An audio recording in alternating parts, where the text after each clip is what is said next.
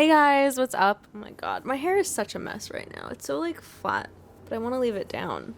Okay, hey guys, what's up? It's Emily. Welcome back to my channel. If you're new here, I'm so happy you're here, and if you're returning, thanks so much for the continued support. I make a lot of book content here on the YouTubes. I also make some lifestyle content. I'm an actor, I'm a singer, I live in New York, I live in Brooklyn, and I'm just so happy you're here today. If you would like to, if you haven't already, just, subscribe. Really appreciate it. I just kind of want to get right into this video because there's not much else to say. I wanted this video to be like a little cozier than most videos, so I don't have like a super thought out backdrop. I just thought I'd kind of like bring you in my room and like we can hang out and do this together and it could be fun. This is my first tier ranking video. I will be tier ranking popular BookTok books. I don't know why I waited so long to do this. I think I've just honestly been like a little intimidated to make my first tier ranking video, but it's actually super easy. Let's just get right into it. Let's not waste any time here. I'm gonna record this because if I don't, that would be bad.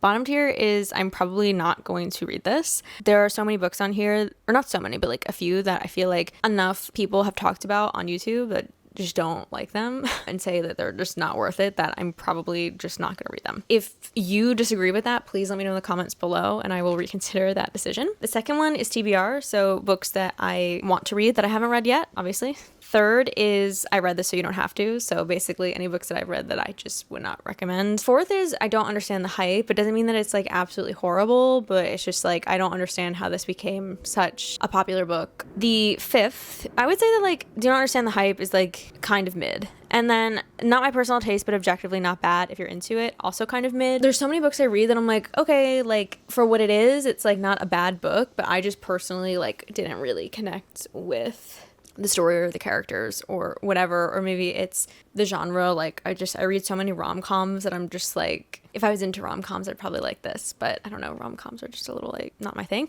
And then we have Memorable Day Player. They came in, they hit their marks, they signed their paperwork, they did everything they were supposed to do, and then they went home and you never heard from them again. Like it was good. It was a good book. Would I like super recommend it to people? No, but like it was good. This one should have the affiliate link for how many times I recommend it. This is almost pretty much top tier because the top tier is Change My Entire Personality, and there's really only one book that's done that. So first we have The Silent Patient. I would say I should have an affiliate link for this. I read it in a day. I think it was the first book I read in a day. It was so good. I recommend this to everyone that's starting to get back into reading. It's so good. Like the twist at the end is amazing. Next, Lessons in Chemistry. I would give this Memorable Day Player. It was good. Like it was a nice like historical fiction piece and I liked it.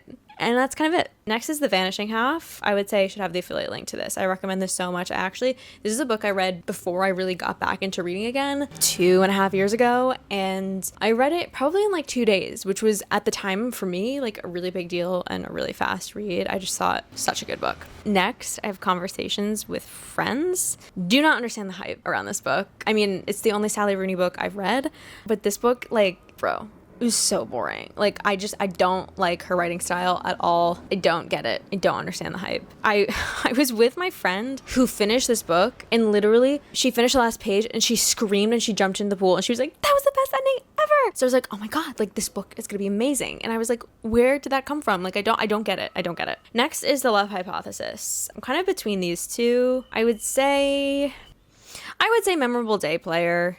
I think, yeah, it did the job. It did the job it was supposed to do. And it was a quick read. I appreciate that. My Dark Vanessa I have not read. It is on my TBR list. Apparently it's very dark and has a lot of trigger warnings. And I just want to say with all of these books, for a blanket statement, check the trigger warnings and the content warnings for yourself, please, before you read anything. Verity, I should have the affiliate link for this because it's a Colleen Hoover thriller. And I always tell people if you're trying to get back into reading to either read Colleen Hoover or a thriller book, like a fast-paced thriller book. And this is a Colleen Hoover thriller book. It's super popular, obviously, but I think it's very quick, very fast-paced, very easy to read and get through. Next, Legends and Lattes. I would say Memorable Day Player. It was just a cute little fantasy book, very, very low stakes. It's very snug. Like I would recommend this if you're during winter or you're like cozied up and you're just trying to like get snug. This I've not read. I think it's, oh God, I want to say it's Circe. In my head, I say Sir. Okay, next is Red, White, and Royal Blue. I've also not read this. TBR. I think they're making it into a movie, so I kind of want to read it before. It's been on my TBR list for a very, very, very long time, since the first month I got back into reading, and for some reason I just haven't gotten around to it, but I really want to. Okay, Daisy Jones and the Six. I would say memorable day player. Like, it did the job. I liked the writing style. I don't understand the hype around it because it's so hyped. I understand the hype to a certain extent, so that's why I'm going to put it in memorable day player. I know that probably doesn't make any sense. I did, it was a quick read, and I enjoyed the interview style that it was written in, and like a lot of people just love this book, which is also why I would put it in I don't understand the hype, but I did think it was a good book, and it was good. It was good. We Were Liars. I'm probably not going to read this. I don't know. I feel like people are just like, don't waste your time. So that's where I am right now. Now we're getting into ACOTAR. I put all of the ACOTAR books on here. I'm just going to go ahead, put all 5 books into, you know what? I'm going to put the first one and should have the affiliate link. I'm going to put the second one and should have the affiliate link. I'm going to put the third one and should have the affiliate link. And then I'm going to put the fourth one and should have the affiliate link. I love the ACOTAR series. I would say Feyre as a character, who is the narrator of the first 4 books. I love her so much, but I truly connected to Nesta on such a transcendent level. Like, I can't even explain. Like, the amount I want to play this character is so great. When it inevitably comes out and I'm not in it, I'm gonna need some PTO. I love the first 4 books, like the Night Court and stuff. That's amazing, but just like Nesta, I love her so much. I can't.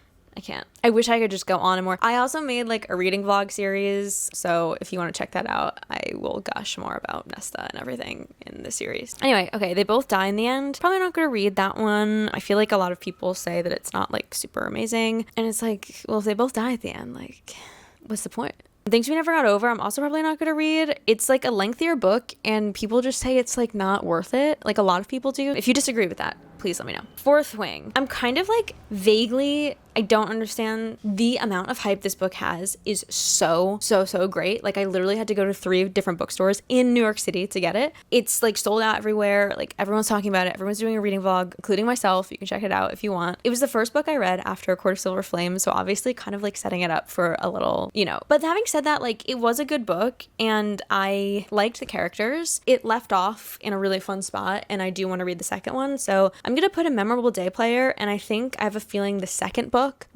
should have the affiliate link for. And maybe if it wasn't so hyped, like, I'd be recommending it more, but I just feel like I don't need to recommend it because everyone knows about it. Okay, the Cruel Prince trilogy they are all on my TBR list. Cruel Prince, Wicked King, I think that's the third one, and Queen of Nothing. Currently, I'm on hold on my Libby, so I'm probably gonna finish the Throne of Glass series, which I'm reading now, read Crescent City. I just want to get all my Sarah J Maas out of my system, and then I will probably read Quill Prince after that. Okay, Every Summer After. I would actually say memorable day player. I don't typically really enjoy books like this, but it was actually written really well. It was a really good book. The one that she came out with this summer, I heard, was like not as good, so I don't even have it like on this list, but it was good. A lot of people are obsessed with it. I wasn't one of them, but I did like it. Next is Bunny. I would say another memorable day player. Actually, I would actually say not my personal taste, but objectively not bad. It was like a creative writing style. Like, there was a lot of creativity that went into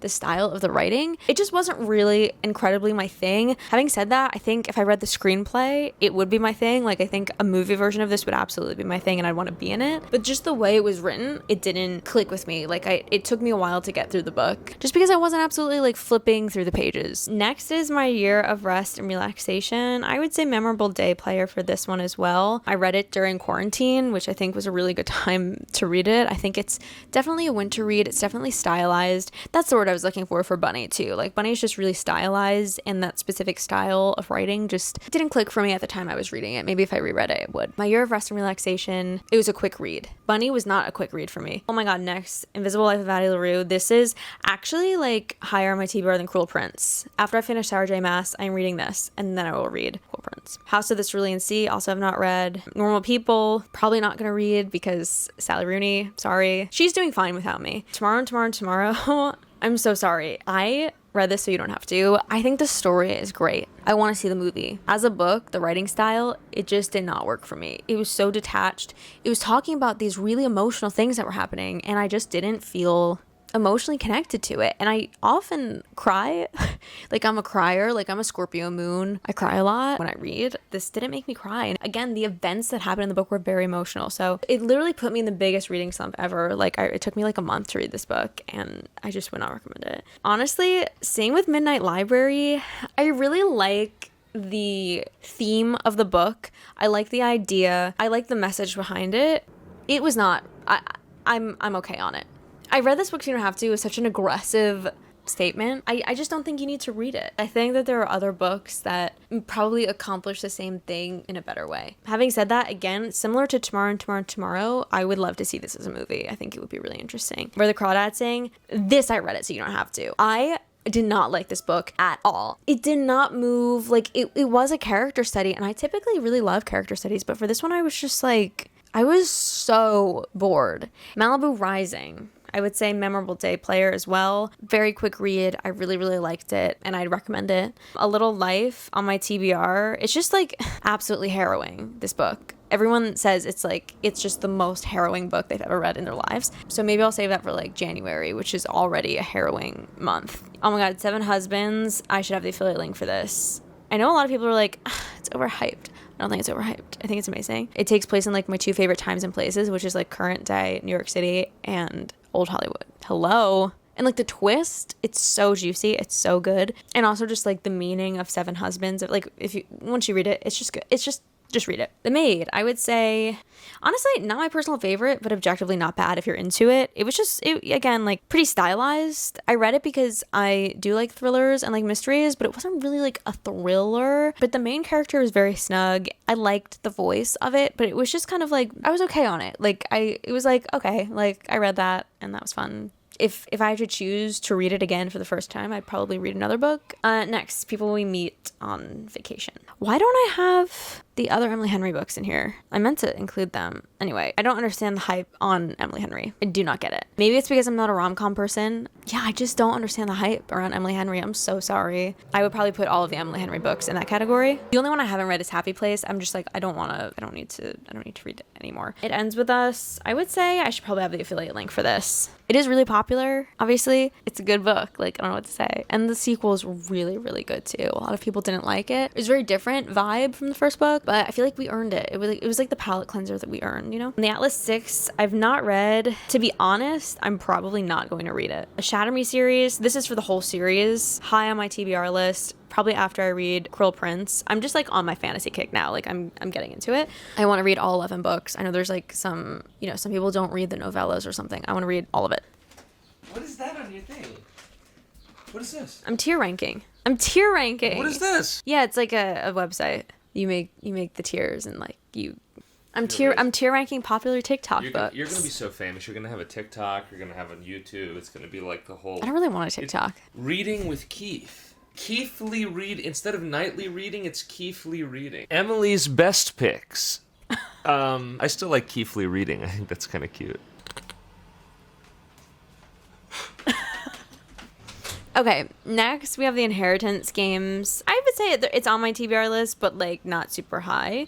Such a fun age. One of those things that I want to say it's on my TBR list, but like if I'm being real, probably not gonna read it. The Unhoneymooners. I would honestly say memorable day player. Even though it's not super my genre, I liked it. It was good. It was cute. It's like enemies to lovers. That's fun. Love in Other Words for some reason is not in here, but I do not understand the hype around that book. I do not get it. Like, I think Every Summer After is such a better version of that book and that story. Sometimes books that are so hyped, it really does like interfere with your ability to enjoy them. Okay, Reminders of Him should have the affiliate link for this. This is my favorite Colleen Hoover book. I really ugly cried when I read this book. It was so good. I want to be in the movie. I want to play, I forget what her name is, but I want to play her. Spanish Love Deception, I haven't read. I'm probably not going to read it. And same for The Hating Game, same for Hook, Line, and Sinker, and same for Beautiful World, Where Are You? So, that's it. yeah, that's it. I survived my first tier ranking on YouTube. Thank you. This is kind of my like intro to tier ranking. I thought it was like a safe, easy, not super like creative subject, but I would like to kind of come up with some stuff that people haven't done yet. Just wanted to, you know, test the waters with popular TikTok books. So I don't know if any of these are hot takes, but if you disagree with me,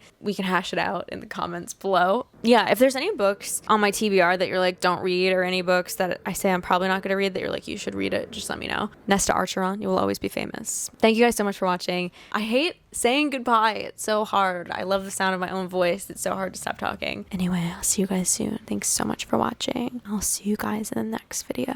Bye. Seriously, bye. Thank you. I'm gonna go now. No. Pretty Caroline, oh, oh, oh, oh, stone.